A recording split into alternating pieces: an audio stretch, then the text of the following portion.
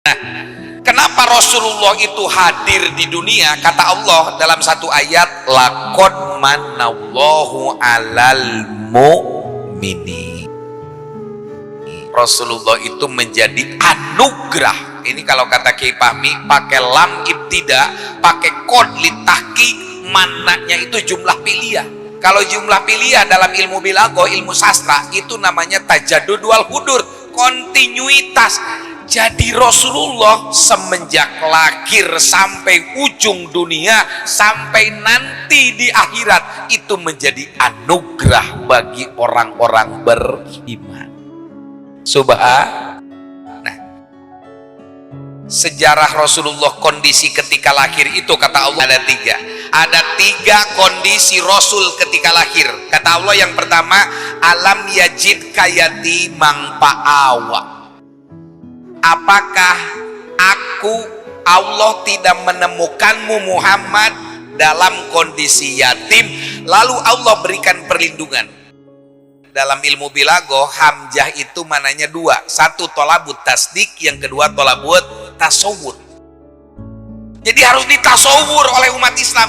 Rasulullah itu semenjak lahir yatim. Yatim itu pakidul abi, tidak punya ayah. Kalau piatu tidak punya ibu. Yatim piatu tidak punya ayah, tidak punya ibu. Jadi yang kita bayangkan, Rasulullah itu ketika lahir, ketika umur 10 bulan di rahim ibunya, itu sudah ditinggal ayahnya. Begitu lahir ke dunia, 5 tahun sudah ditinggal ibunya, lalu hidup di pangkuan kakeknya Abdul Muthalib, lalu pindah ke Abu Thalib, lalu ketika umur 8-9 tahun itu sudah tidak punya siapa-siapa. Tapi kata Allah, dari yatim itu Rasulullah berubah menjadi pemimpin paling besar di dunia. Jadi pertanyaannya, bagaimana seorang yatim menjadi orang sukses? Apa kuncinya?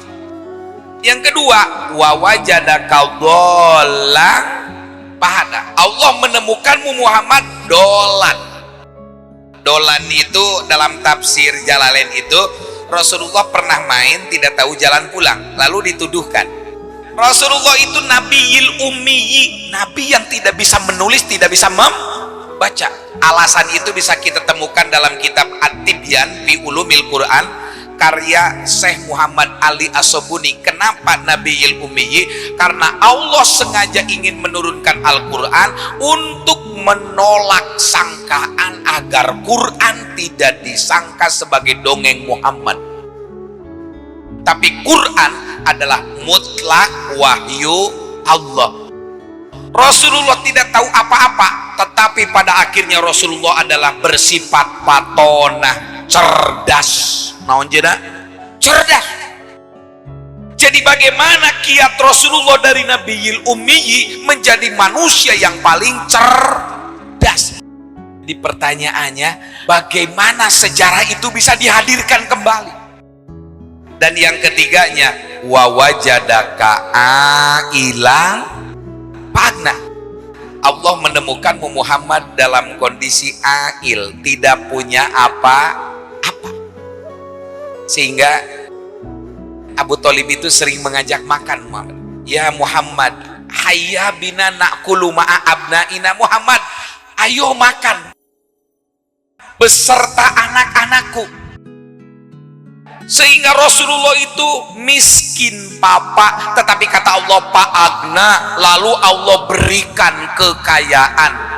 Syekh Al-Mubarak Puri dalam kitab Rohikul Mahtum menyatakan bahwa Rasulullah ketika mempersunting Siti Khadijah, mas kawinnya 100 ekor unta. 100 ekor unta.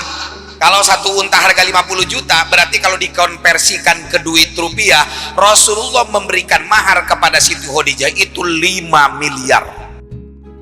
Keren apa tidak? Wah, jajaka benghar, keren. Jadi yang harus dikaji oleh umat ini dari peringatan Maulid Nabi adalah Rasulullah lahir dalam kondisi yatim, tapi ia menjadi pemimpin hebat.